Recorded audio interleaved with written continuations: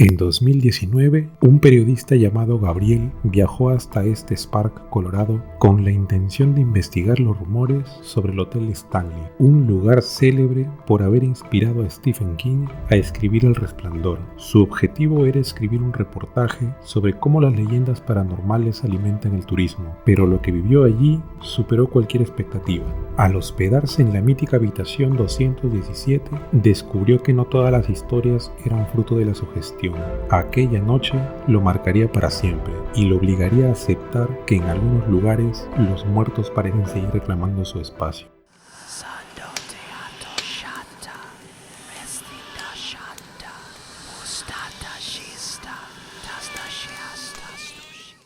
Me llamo Gabriel, soy periodista y lo que voy a relatar ocurrió en el año 2019, durante un viaje de investigación en Estados Unidos. Mi objetivo era recorrer lugares marcados por historias de lo paranormal y escribir un reportaje sobre cómo el turismo se alimenta del miedo. Tenía una lista extensa: sanatorios abandonados, casas embrujadas, museos extraños, pero uno de los destinos principales era el Hotel Stanley, en este Spark, Colorado, un sitio que se había convertido casi en un santuario para los amantes de lo sobrenatural. Había escuchado de él 1000 veces. Este hotel no solo era famoso por su arquitectura victoriana y su historia centenaria, sino porque inspiró a Stephen King a escribir El Resplandor. El escritor pasó allí una sola noche, en la habitación 217, y lo que experimentó le bastó para crear una de las novelas de terror más conocidas del mundo. Esa habitación, desde entonces, se volvió un mito. Los huéspedes pedían reservarla meses, incluso años antes,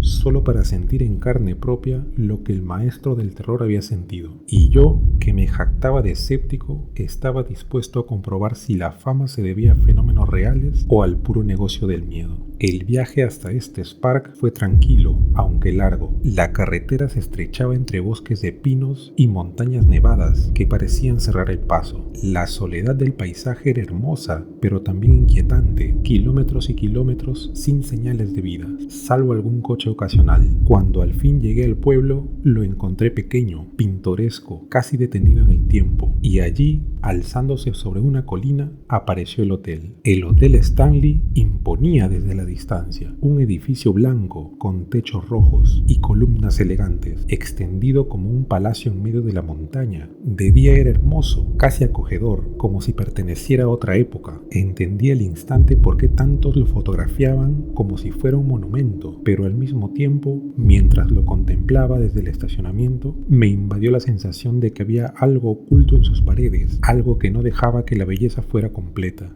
Entré en el vestíbulo y me recibió un ambiente cálido, decorado con lámparas antiguas, alfombras rojas y muebles de madera pulida. El aire olía a cera de muebles y flores frescas. Había turistas caminando, algunos sacando fotos, otros susurrando entre ellos con la emoción de estar en un lugar embrujado. Me acerqué a la recepción. Una mujer de mediana edad me atendió con una sonrisa cortés. Cuando le di mi nombre y me entregó la llave, noté algo extraño en su mirada. Fue como si dudara en hacerlo, como si quisiera advertirme de algo que no podía decir en voz alta. La sonrisa seguía en su rostro, pero sus ojos parecían hablar otro idioma, uno en el que había cautela y cierto recelo. La llave era de latón, pesada, con el número 217 grabado en una placa. El metal estaba frío en mi mano, como si hubiese estado en un lugar helado. No pude evitar que un escalofrío me recorriera la espalda al leer esos números que había escuchado tantas veces en relatos y foros de internet. Subí las escaleras de madera con mi maleta. Cada peldaño crujía bajo mis pasos, como si la casa misma se quejara de mi presencia. Al llegar al pasillo del segundo piso, lo sentí de inmediato. El aire cambió. No era mi imaginación. La temperatura descendió varios grados. El ambiente se volvió más pesado, más denso, como si de pronto hubiera cruzado un mundo paralelo. El silencio era tan grande que podía escuchar mi propia respiración y el golpeteo acelerado de mi corazón. El largo corredor, con sus paredes cubiertas de papel tapiz antiguo y lámparas apagadas, parecía estirarse hasta el infinito. En ese momento entendí que mi investigación ya no sería solo periodística. Había algo allí que me observaba, invisible, esperando mi llegada. El piso de madera crujía con cada paso, como si se quejara de mi peso o como si alguien invisible caminara conmigo. Los focos antiguos del pasillo parpadeaban débilmente, proyectando sombras largas que parecían deformarse con cada destello. A lo lejos, una ráfaga de viento hizo vibrar los ventanales, y el sonido fue tan agudo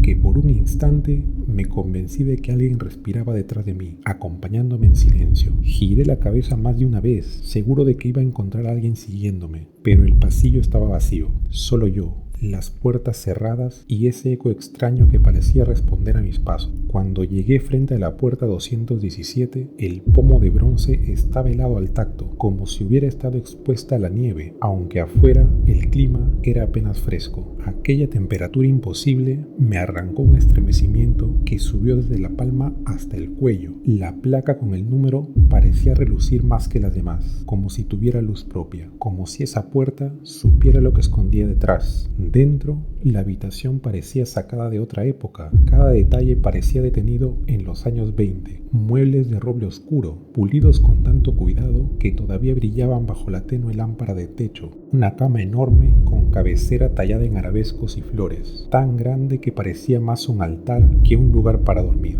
Cortinas pesadas de terciopelo que caían hasta el suelo, impidiendo que entrara la luz de la luna. El espejo balado frente a la cama reflejaba toda la habitación, incluido yo, y tuve la incómoda sensación de que ese reflejo no era del todo fiel. Por un instante juraría que la figura en el espejo se demoraba una fracción más en imitar mis movimientos. El olor era extraño, difícil de definir. Era una mezcla densa como de flores marchitas olvidadas en un jarrón, combinada con humo de tabaco viejo que se aferraba a las paredes. Era un aroma cargado de memoria, como si la habitación hubiera tenido los rastros de todos los que pasaron por ella. Dejé la maleta a un lado y recorrí el cuarto con calma, abriendo el armario, tocando los muebles, buscando cualquier detalle que me diera explicación lógica a mi incomodidad. No encontré nada fuera de su lugar, pero esa sensación de estar observado crecía a cada minuto, como si las paredes mismas me vigilasen desde sus grietas. Me duché tratando de relajarme. El agua tibia golpeaba mi piel, pero no lograba disipar el escalofrío que llevaba dentro. Revisé mis notas sentado junto al escritorio, intentando distraerme en la tarea, aunque cada tanto mis ojos volvían solos hacia el espejo, temiendo que en algún descuido no viera mi propio reflejo. Encendí mi grabadora para registrar impresiones en el momento. Describí el olor, la temperatura extremadamente fría, los crujidos que no cesaban en el piso, incluso estando quieto. Quería dejar constancia de cada detalle. Al hablar en voz alta, mi voz rebotó en las paredes como un eco leve, casi imperceptible, como si otra voz más baja se uniera a la mía, solapada en las grabaciones. Todo parecía en calma, pero era una calma densa, sofocante, como la de un animal acechando en silencio. Pasada la medianoche me decidí finalmente a descansar. Apagué la lámpara, me acosté en aquella cama inmensa y cerré los ojos, aunque el peso del espejo frente a mí seguía allí, obligándome a sentirme observado incluso en la oscuridad. A las 2:30 de la madrugada desperté de golpe. Creí que había escuchado a alguien decir mi nombre. Me quedé inmóvil, los oídos atentos. Entonces llegaron los pasos, suaves, pausados, caminando por el pasillo. Se acercaban cada vez más cerca. Se detuvieron frente a mi puerta. Esperé, conteniendo la respiración, pero lo único que escuché fue un suspiro femenino, profundo, justo al otro lado. Me armé de valor, abrí la puerta con la linterna del celular en alto, tratando de convencerme de que no era más que mi imaginación.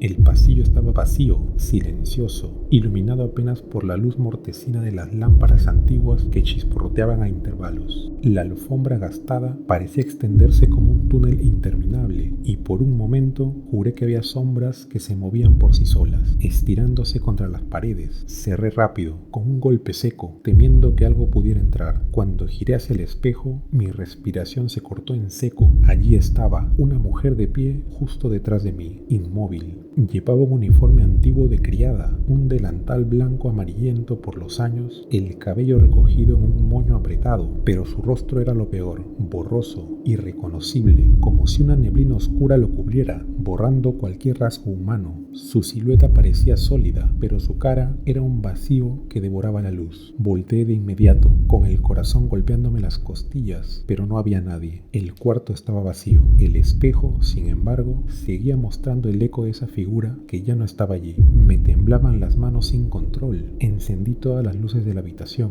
la lámpara de mesa, la de pie, incluso abrí las cortinas de terciopelo, esperando que la luz de la luna me diera un poco de calma, pero no sirvió de nada. La sensación de no estar sola era tan fuerte que parecía un peso sobre mi espalda. Traté de respirar hondo y repetirme que era mi deber como un periodista documentar cada detalle. Me senté en el escritorio, abrí mi libreta y comencé a escribir lo ocurrido. Fue entonces cuando la lámpara de pie empezó a parpadear, primero lentamente, como un tic nervioso, luego con destellos violentos hasta apagarse por completo. El silencio que quedó fue tan absoluto, tan brutal, que podía escuchar mi propia sangre corriendo en los oídos, el eco de mi respiración, el golpeteo irregular de mi corazón. La habitación había dejado de ser solo un espacio, era una presencia que contenía su propio silencio. Y entonces lo escuché, un murmullo, suave pero insistente, proveniente del armario de roble. Era una voz femenina, apagada, como si hablara dentro de otro mundo, atrapado tras la madera. Repetía algo una y otra vez, un rezo o quizá una súplica. No entendía del todo las palabras exactas, estaban deformadas, pero el tono era inconfundible. Desesperación, angustia, la voz de alguien que había sufrido demasiado. Cada paso hacia el armario fue un suplicio. La linterna del celular temblaba en mi mano, iluminando apenas la superficie rugosa de la madera. Con la otra me aferré a la manija y, conteniendo el aliento, abrí de golpe. El interior, por supuesto, estaba vacío. Nada más que perchas vacías y el reflejo débil de la luz. Pero el aire que salió de allí era gélido, cortante, un frío que no pertenecía a esa habitación, ni a ninguna estación conocida. Era como si hubiera un invierno atrapado en ese armario. Un aliento de muerte. Me quedé helado, sin saber qué hacer, cuando un nuevo sonido me obligó a girar hacia la entrada. La puerta de la habitación comenzó a sacudirse con fuerza. Al principio fueron golpes suaves, luego embestidas brutales que la hacían retumbar en sus bisagras. La manija vibraba sola, como si una mano invisible tratara de arrancarla. Corrí hacia allí y la sujeté con todas mis fuerzas. Sentí, sin lugar a dudas, que alguien tiraba desde el otro lado. No era un viento, no era un temblor de la madera, era una fuerza real, sólida, insistente. El tironeo era tan fuerte